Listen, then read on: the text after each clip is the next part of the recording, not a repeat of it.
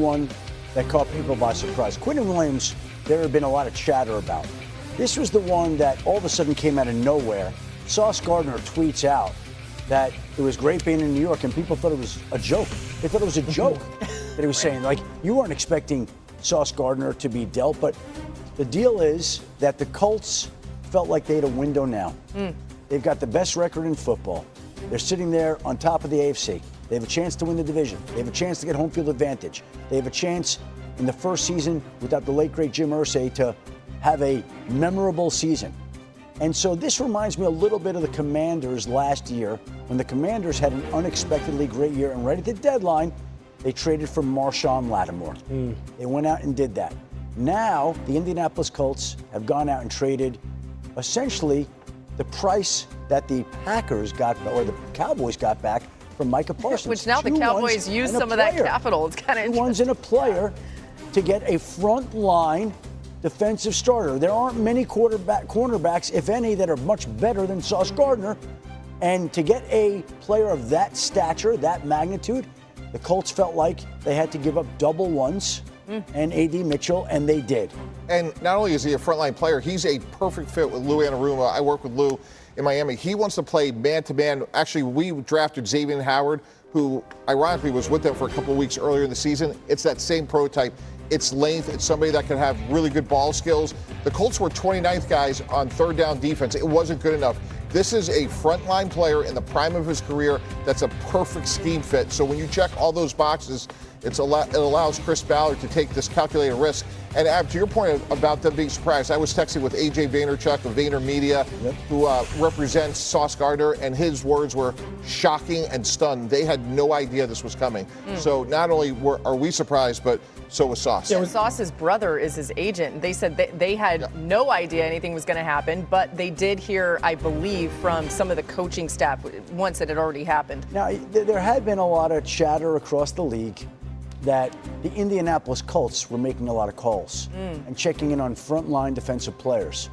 And there were a lot of names that I thought of that could wind up in Indy.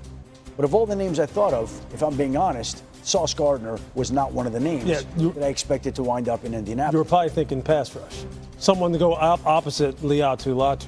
Even though right now, in terms of sacks, they're top 10 in the NFL in sacks.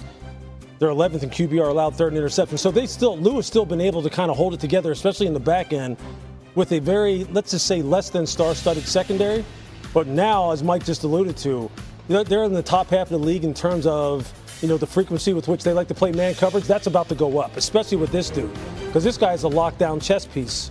He's a guy who you can move around.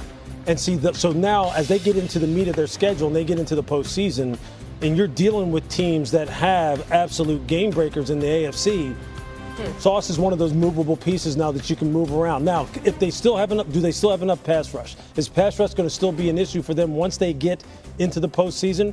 We will see. But Lou has done a fantastic job this year. After last year being like unceremoniously just dumped out of Cincinnati. Well, the Bengals defense still stinks. So. You know what I'm saying? I mean, it kind of tells the tale as far as how that goes.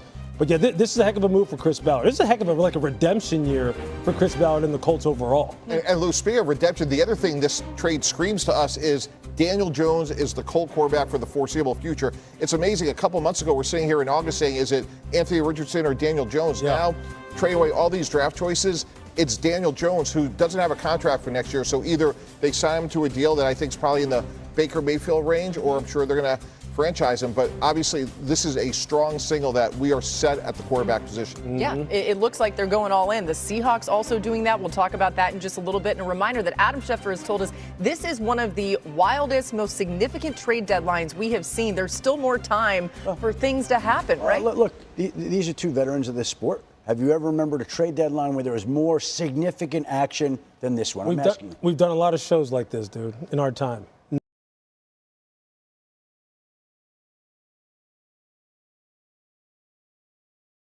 Never.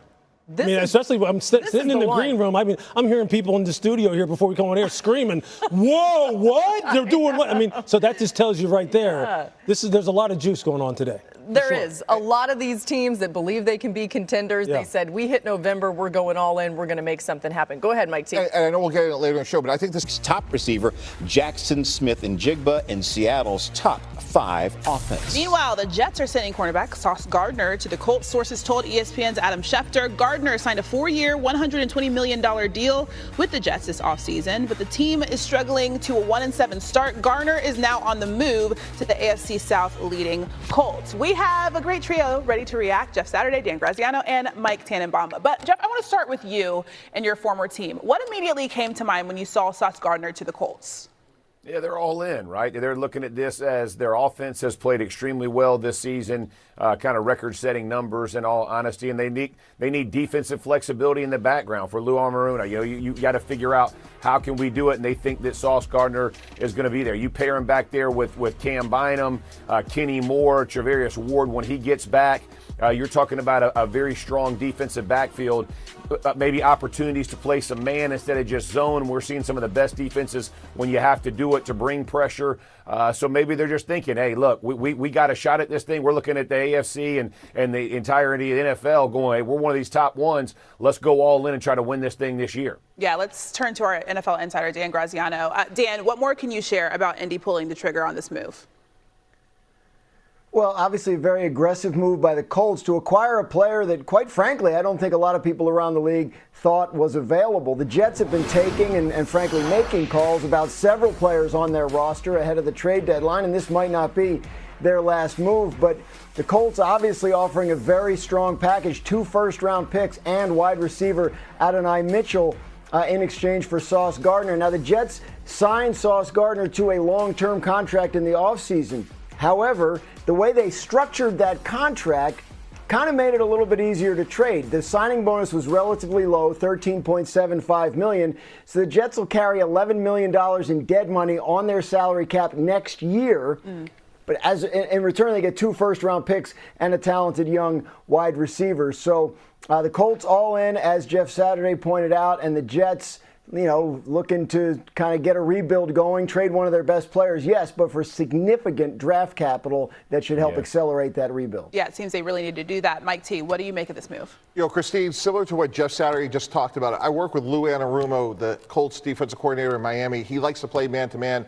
We drafted Xavier Howard there, ironically, someone they signed for a couple weeks earlier this season. Sauce Gardner is the prototypical corner they want to have because he's long, they can play man-to-man, and now you can, as Jeff alluded to, now you could pressure, something that they were really struggling to do. Right now, they're 29th in the NFL on third down defense. This should materially help that. So this is certainly an all-in move. This validates, hey, Daniel Jones is our future because we're giving up this draft capital. Yeah. And talking about being stunned, I was texting with A.J. Vanderchuck of Vayner Sports, his agent, and he was shocked. So they did not see this coming whatsoever. They did not see it at all. Yeah. We already saw Sauce, by the way, tweet about it. He said, thank you to the Jets. All right, we'll see what happens. Mike T., what's your name? Jay. What do you have?